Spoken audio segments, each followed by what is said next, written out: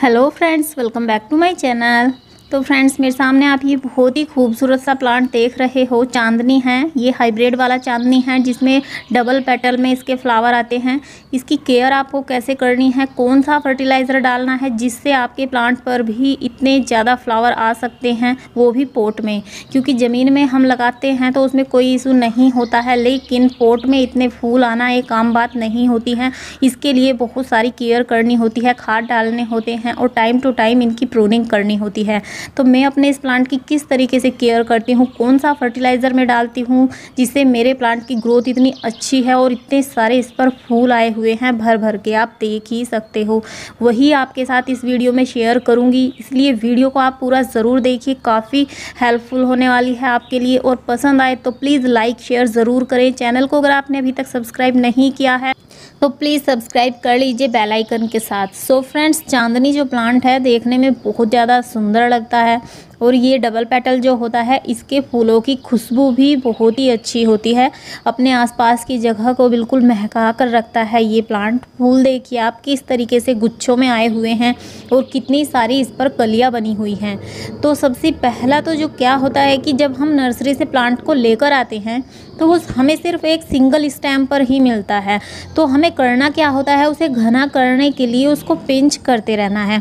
जैसे कि इसका जो ब्रांच होता है उसको आप कट कर दीजिए। कट करने से उसमें 2 से 3 ब्रांच निकलेंगी, उस थोड़ा घना होगा। फिर जो उसकी टिप्स होगी ऊपर की साइड से उसको पिंच कर दीजिए, फिर थोड़ा और घना होगा। इस तरीके से 2 से 4 ब्रांच निकलती हैं, 4 से 5 प्लांट हमारा घना होता चला जाता है।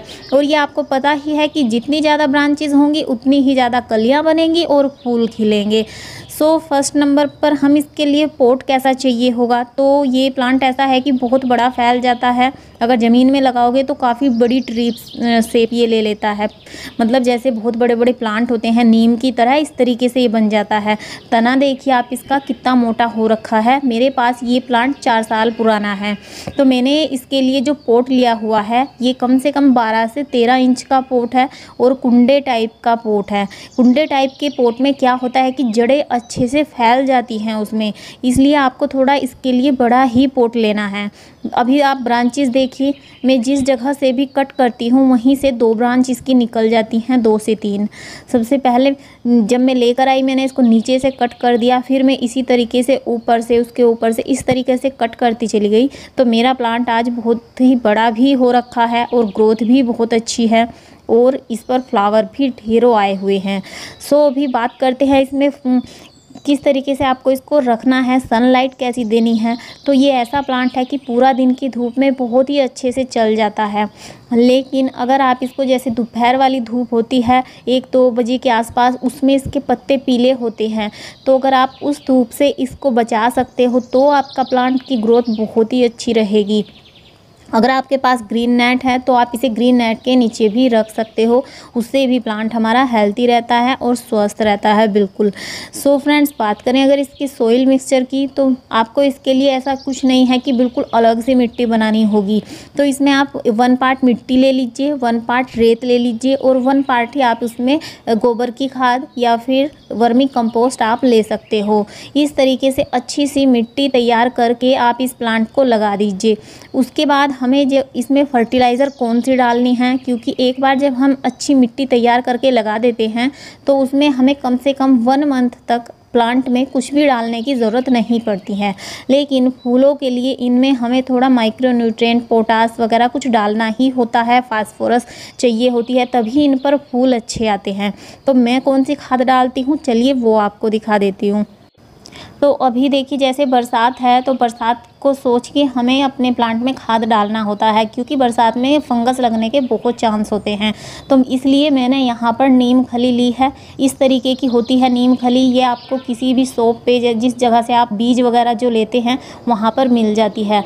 तो मैंने यहाँ पर 3 स्पून के करीब नीम खली ली है और उसी में मैंने ½ स्पून फंजीसाइड पाउडर ऐड किया है। इसे हमें अच्छे से मिक्स करके आधा लीटर पानी में में मिक्स कर लेना है। ये हमारा बन जाता है लिक्विड फर्टिलाइज़र।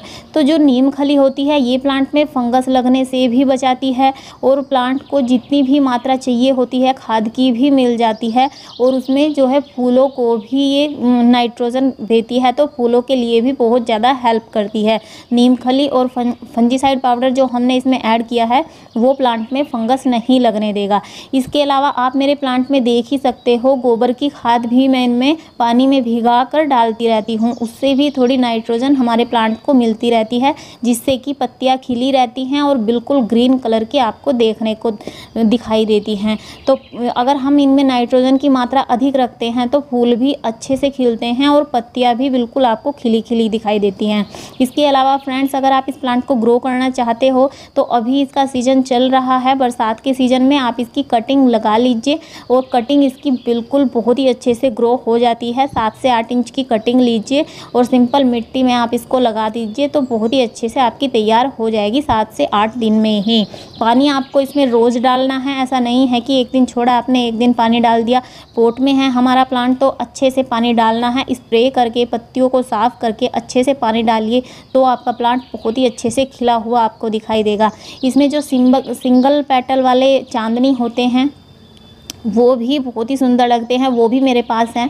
लेकिन अगर हम इनको ज़मीन में लगा देते हैं तो उसमें मिट्टी का इशू नहीं होता है, किस तरीके की मिट्टी तैयार करें या फिर क्या करें, ये सिर्फ हमें थोड़ा पोट में सोचना होता है, क्योंकि पोट में प्लांट बहुत ही ज़्यादा अच्छे से ग्रो नहीं करते हैं। पोट में सिर्फ उन्हें सीमित मात्रा में ही जड़ें फैलाने के लिए जगह मिलती है। ज़मीन में वो कितनी भी अपनी जड़ें फैला सकते हैं, इसलिए पोट में हम थोड़ी अच्छी मिट्टी तैयार करें तो प्लांट टॉर्चर नहीं होते हैं और अच्छे से ग्रो भी करते हैं। इसी तरीके से अगर आप इसमें ये वाला फर्टिलाइज़र भी डालोगे तो अब प्लांट की पत्तियाँ भी ग्रीन रहेंगी और उस पर फूल भी आपके प्लांट पर ढेर सारे आएंगे। इस तरीके से अगर आप फर्टिलाइज़र बनाकर डालोगे।